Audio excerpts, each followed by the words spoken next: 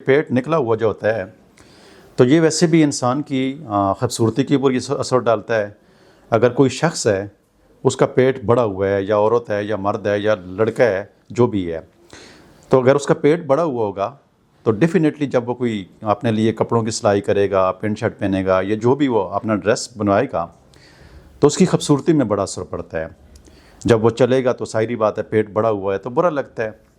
लेकिन हमारे माशरे का अलमिया ये है कि एक तो ये है कि हम जो खाते हैं वो बड़ा बेतरतीब अंदाज में खाते हैं।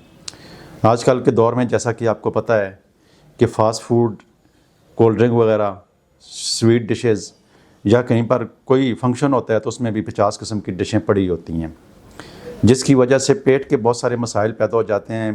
पेट के अंदर चर्बी होना शुरू हो जाती है। अभी उनको ये नहीं पता होता है कि ये मेटाबॉलिज्म सिस्टम हमारा स्लो है, जिसकी वजह से हमारी बॉडी के अंदर फैट बढ़ रहा है, तो फिर हम उसको देखकर उसकी ट्रीटमेंट करते हैं।